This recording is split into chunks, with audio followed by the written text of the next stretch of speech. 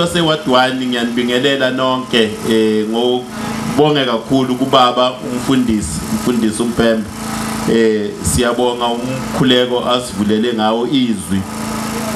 asivulele lona amahubo 24 verse 1 ethi umhlaba umoka Jehova nokugcwala kwawo yasilijwayele leli vangeli kodwa namhlanje kuzwakala libaluleke kakhulu ngoba likhulumisana isimo esikhona phambi kwethu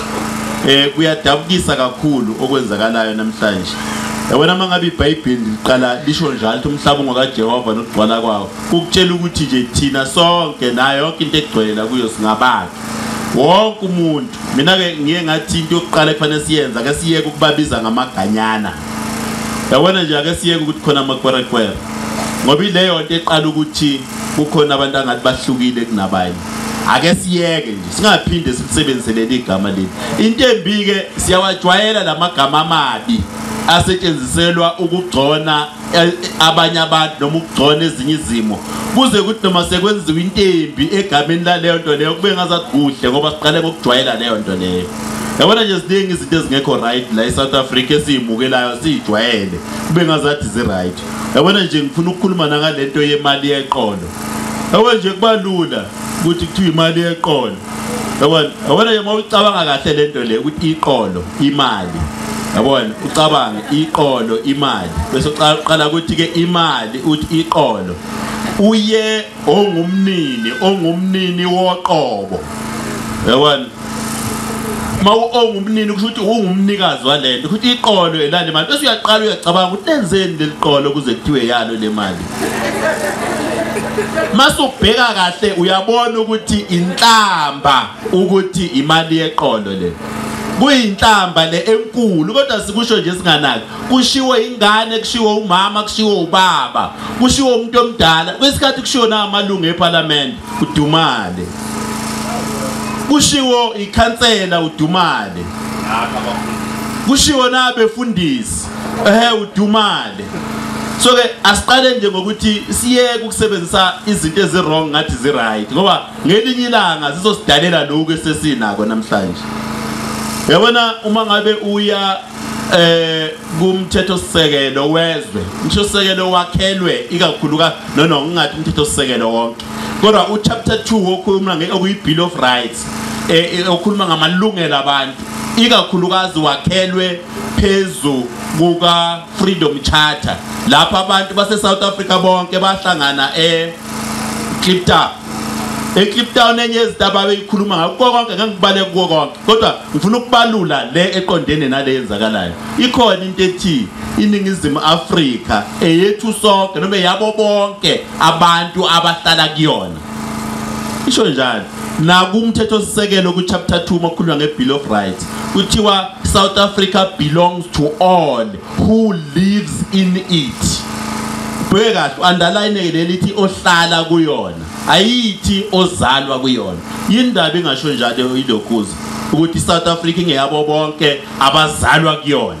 ibakhiphe laba abangazalwa kuyona ithi yabo bonke abahlala kuyona kahle thina singama South Africans siyayincoma iconstitution yethu nakwamanye amazwe yanconywa na enye izinto ekhona phakathi ukuthi ithi South Africa ingeyethu sonke okusho ukuthi umuntu owenza lento enye izinto uphikisana nomthetho sisekelo wezwe izwe ekungelethu siyabonga mangabe ukuthi lezi zinto ezimbi ububi bazo sigxeka sonke kuyangijabulisa ukuzwa uDeputy Mayor eyigxeka lento ngalendlela ayigxeka ngayo ngoba fanele kwazi ukuthi ke nakuba sikuhulumeni singamaqembu ezepolitiki nje kubuye kwenzeka abanye bafuna ukucapitalize ngezinto ezimbi ezenzakalayo bese kubanga ukuthi fanele kugxekwe uhulumeni ngalezo zinto ukugxeka lento kusho ukuthi wonke umuntu uyayibona ukuthi yimbi kanganani uyabonakala futhi akusiyinto ephekwa uhulumeni kodwa kunabantu esihlala nabo kahle nje masibeka ngamagama aqondile abayigebengu abasebenzisa lesimo lesi asingabi ingxenye yabo asingavumi ukuthi sibe ingxenye yabo enye yezinto ekhona kwi-Freedom Charter ekhona futhi lapha kwi-Bill of Rights ilena ethi kuyoba khona uzwano nokuthandana ukuthula noxolo nokuthandana kubo bonke abantu basezweni uma ngabe sisho njalo sithi kuba khona ukuthula noxolo nokuzwana kuzoba khona kanjani lezo zinto uma ngabe kuliwa kanje yabona ke namhlanje into engiyibonela iphepheni lapha kwaMashu kukhona umuntu obulewe wakwaMashu hayi ukuthi wakwenye indawo kodwa abambulele bambize ngokuthi akusiwa khona udlame liqala kanjalo uyabona la abambulele awusazi kahle noma ubulawe ihibo laba abasusudweshu kakhulu ngoba bafuna liqhubeke yabona udweshu maliqala luqala kanje khona izothiwa kuse eRwanda kwagcina kuthiwa kulwa amaTutsi namaHutu abantu bakhona endaweni eyodwa leyo njengoba le South Africa kwake kwathiwa kulekulwa amaXhosa namaZulu siyakwazi lokho yabona leyo mpi leyo mase kuthiwa isibuye isibeke ubuhlanga inenkinga la izogcina ukuthi kuliwa okwangempela sekuthiwa kulwa lohlanga nalolu hlanga noma kulwa lenkolo nalenkolo yabona kwafika lapho qala ukuthi kube kubi kakhulu impi iza nendlala lokho ngifuna ukukusho impi iza nendlala yabona makwe kwasuka impi ubokwazi ukuthi imali eningi ifakwe empini ukuthi iqedwe impi uyabona nje njengoba kuliwe eThekwini qaliwe imali ya shift kwamanye ama department amasoma phoyisa fanele asuke ngisho eGauteng ezela fanele abe nendawo zokulala fanele abe nokudla asesuke kwezinye indawo khona izinto ezizomiswa ngoba ukuthi fanele kulanyulwe leyampi esiqale lapha eThekwini impi ihamba nemali ye service delivery ngoba ukwazi ukuma uyibukele fanele uzama ukuyilamula mangabe ingalamuleki kufanele uyilwe nawe mawuyilwa ukufaka imali ayiliwa mahalini so ke impi uma ngabe sizoyivumela asingayivumeli asiyigweme uma ngabe sibona into noma ngabe incane kanjani ngoba isikhathi kuba ukwenza isibonela yabona khona umuntu okakhuluma edlala kanti ukukhuluma kubantu abavele nje athi yakuzoba semlazi yabo umuntu wathi uphezelo umuntu kuzoba semlazi la yabo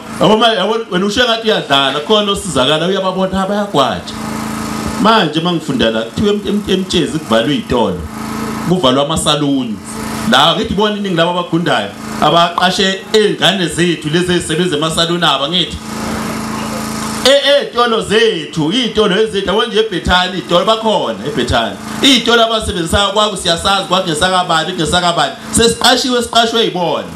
uthola kwesinye isikhathi ngathi ngiyasifuna mina nganganikezwe usefikile wanikezwa wayifanele zona isenikeziwe isitolo ngoba unikwa abantu abakhona le ndaweni lezi zitolo ebulawayo lapha izitolo zethu akusizi izitolo zabo izitolo ezakhiwe yithi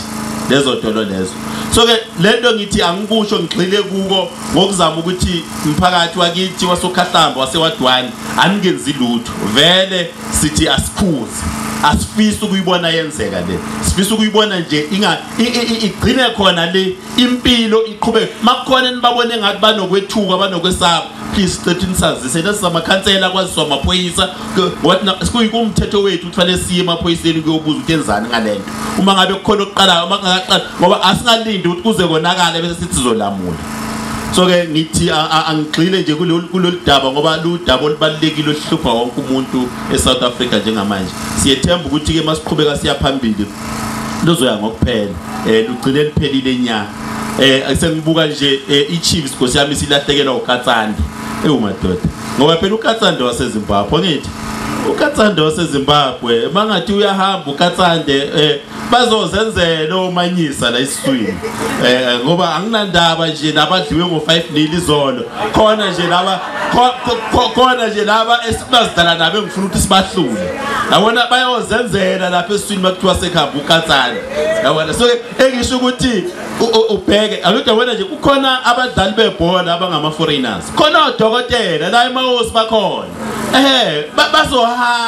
bazohamba abanye baqalile bayahlala ukuthi siyasaba ukuze emsebenzini kuyabuyisa abantu bayabulawa uthi uyesibhedlela ugula ingane le ngane njengoba kwenzeka nje uthi uphuthunyiswa esibhedlela uvelelwe ingozi kuthiwa odokotela bekho basaba ukuze emsebenzini uyabona ukuthi siyaqala yasilimaza agula umuntu alimale ngoba athendwanga umuntu ashona ngenxa yodlamo olisukile so ke lento iphazamisa sonke isimo uma kuhamba odokotela kuhamba no Katsande yabo kuhamba abameli kuhamba khona oDG o Director General la kuhulumeni abangaba yini abavela ngaphandle uzothola ukuthi boma khamba uDG nithi nifuna imali nje nomasipala kuthiwa akekho uyakhula ngoba phela yena ofana release asayini angazi ngoba awuthi abona nje ngithi angibona nami njani ngimnyamanyana nje abantu bayathanda ukuthi bawumnyama kakhulu bathi kusho ukuthi wale angazi indaba kodwa ke uthi uyabona nje makathiwa ngena uMM la kuthiwa nangoke kuthiwa nangoke wale ashaya baleke hayi wala uMM wala kodwa uyabuthiwa ngibona nje mawubheka ungadideka njengoba ungadideka nakimi nakubaba uKhumalo masekuthiwa bayabhekisisa impela abantu ungadideka cha akazi mfundisi ungahleki nakuwe bangadideka nakuwe bangadideka yabona